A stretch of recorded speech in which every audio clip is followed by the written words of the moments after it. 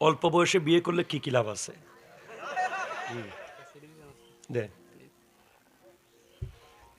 আমার সিডি দিতেছে।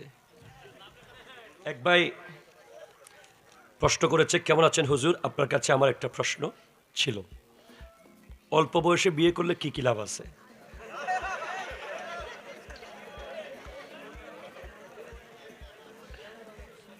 বিয়ের বিষয়ে পরিবার মানতে চায় না, এই কথাটা নিয়ে যদি কিছু বলতেন।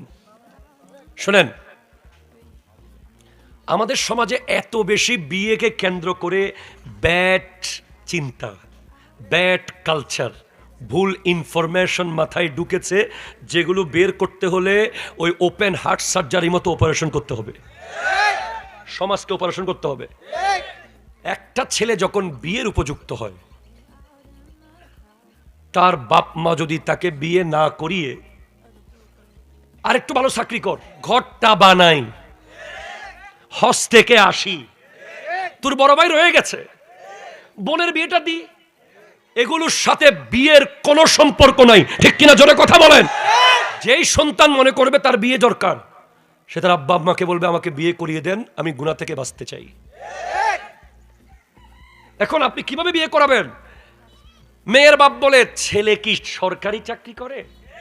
মেয়ের বাপের অহংকারে দুনিয়া ভরে গেছে, কয় আমার মেয়ে তো অমুকের অমুকের সমুক, কে কইছে তোরে প্রস্তাব দিতে, আমার মেয়ে তো এলাকার শ্রেষ্ঠ।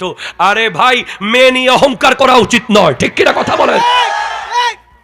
আপনার যদি মেয়ে থাকে, একজন রিকশাওয়ালা ছেলেও আপনাকে প্রস্তাব দিতে পারে, একজন দিনমজুরের ছেলেও প্রস্তাব দিতে পারে, যে কোনো পুরুষ, সে যদি পুরুষ হয়, সে প্রস্তাব দেওয়ার অধিকার রাখে।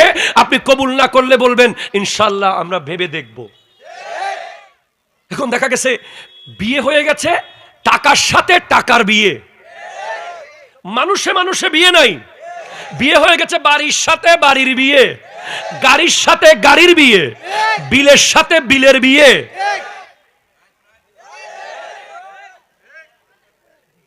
বিয়ে হয়েছিল মানুষের সাথে মানুষের।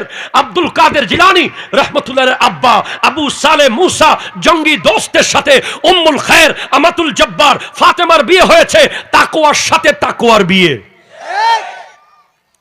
ইমানের সাথে ইমানের বিয়ে, নেককারের সাথে নেককারের বিয়ে। এখন মনে হয় যে মেয়ে যেন প্রতিদিন এক বড়ি স্বর্ণ খাবে। পোলার কি আছে, বাপের কি আছে, কোথায় রাখবে, কি করবে, কেমন করবে, আমার মেয়ে কি খাবে। আরে ভাই, আপনি ইসলাম স্টাডি করেন, তোয়ামুল ওয়াহেদে ইয়াকফিলিল ইসনাইন, একজনের খাবার দুজনের জন্য যথেষ্ট। তোয়ামুল ইসনাইনে ইয়াকফিলিল আরবা, দুজনের খাবার চারজনের জন্য যথেষ্ট। তোয়ামুল আরবাতে ইয়াকফিলিস সামানিয়া, চারজনের খাবার 8 জন খেতে পারে। দ্যাট ইজ ইসলাম, ঠিক কিনা কথা জোরে বলো। মুরব্বীরা মনে কষ্ট আনবেন না, ছেলে যদি বিয়ের উপযুক্ত হয় বিয়ে করিয়ে দেন। উপযুক্ততা মানে মাসে 50,000 টাকা বেতন পাওয়া নয়, উপযুক্ততা মানে মাসে 1 লাখ টাকা কামানো নয়। উপযুক্ততা মানে হচ্ছে তার বিয়ে করার বয়স হওয়া, তার অতটুকু দেনমোহর দেওয়ার মতো তৌফিক থাকা, এবং ওই নারীর ভরণ পোষণ করানোর মতো যোগ্যতা অর্জন করা। সে তার শ্বশুর বাড়িকে বিয়ে করে নাই, সে তার বউকে বিয়ে করেছে, ঠিক কিনা বলেন। এটা বেড়ার ঘর থাকুক, আমার নবী শুধুমাত্র সূরার বিনিময়ে বিয়ে করিয়ে দিয়েছে। আমার নবীর কাছে এসে এক নারী বলে, ইয়া রাসূলুল্লাহ, আমি আপনাকে শাদী করতে চাই। নবীজি বলছেন, আমার এখন প্রয়োজন নাই, তুমি অন্য কাউকে শাদী করো। তখন এক সাহাবা এসে বলে, ইয়া রাসূলুল্লাহ, আপনি যদি বলেন তাকে আমি শাদী করতে চাই। নবী বলছেন, তোমার কাছে কি আছে? বলে, আমার কাছে তো কিছু নাই। একটা আংটি হবে? নাই। একটা লোহার বর্ম আছে? নাই। তুমি কি জানো? বলে, আমি কোরআন শরীফের কয়েকটা সূরা জানি। যাও, তুমি তাকে সূরাগুলো শিখিয়ে দিও, এটাই বিয়ের মোহরানা। এখন তো মোহরানা কত? আরে না, আসতে, আরে 10 লাখ না, 1 লাখ 1 লাখ। এটা একটা ব্যবসা, কথা কোন ঠিক কিনা জোরে বলে। মোহরানা কখনো বিয়ে টিকিয়ে রাখতে পারে না। 1 কোটি টাকা মোহরানা দিলেও যেই নারী টিকবে না সে টিকবে না, যেই নারী টিকবে সে 10 টাকা দিয়ে টিকে যাবে, ঠিক কিনা কথা বলে। এটা মাথা থেকে ফেলে দিতে হবে, নারীর মেয়ের বাপ মাদের মাথা থেকে ফেলতে হবে। এটা মেয়ে দেখার সময় নেককার দেখবেন। এখন তো ফেসবুকে দেখে বিয়ে করতেছেন, নাম দিছে অ্যাঞ্জেল জরিনা। জিন্দেগিতে কোনোদিন পর্দা টর্দা করে নাই, ফেসবুকে একটা নেকাব পরে ছবি দিছে, আপনি ওরে বাবা রে বাবা। প্রস্তাব লই গিয়া দিয়ে দিছেন, বিদেশ থেকে বিয়ে, ভিডিও কলে বিয়ে, ইমুতে বিয়ে, হোয়াটসঅ্যাপে বিয়ে, আকাশ বাতাস চন্দ্র সূর্যকে সাক্ষী রেখে বিয়ে। এরকম বিয়ে আছে না নাই? কথা বলেন। যুবক নিয়ে অনেক বক্তব্য আমার আছে। মূল কথা হলো কখনোই বাবা মার অবাধ্য হয়ে বিয়ে করবা না। হাত তোলো, ঠিক কিনা? জোরে বলো। শুধু বাপ মাকে বুঝাইতে থাকবা, না হলে আমাদের ওয়াজ কানের গোড়ায় নিয়ে ছাড়ে দিবা। উপযুক্ত হওয়ার পরে যদি বিয়ে না করায়, প্রত্যেকটা গুনার জন্য বাপ মা দায়ী থাকবে, ঠিক কিনা? কথা বলো। আমরা জেনাকে সহজ করে দিয়েছি, বিয়েকে কঠিন করে ফেলেছি।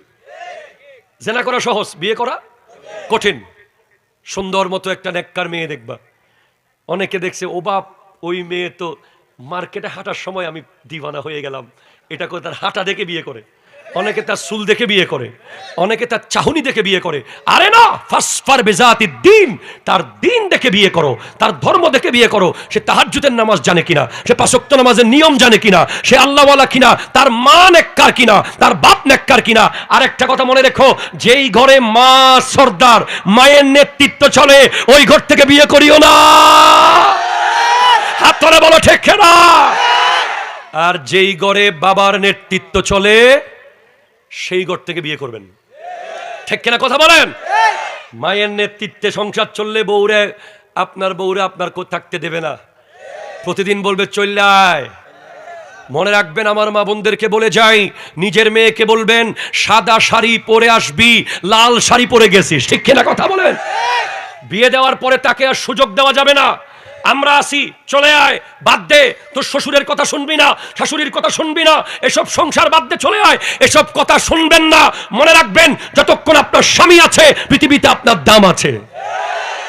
স্বামী যখন থাকবে না, কতক্ষণ ভাইয়ের বাড়ি, কতক্ষণ সাসার বাড়ি, কতক্ষণ খালুর বাড়ি, কতক্ষণ মেম্বারের বাড়ি, ঘুরতে ঘুরতে পুরো জিন্দগি বরবাদ হয়ে যাবে। ওই শান্তি আর পাবেন না। তাহলে বিয়ে করার দরকার আছে না নাই? হাত তোলার দরকার আছে না নাই?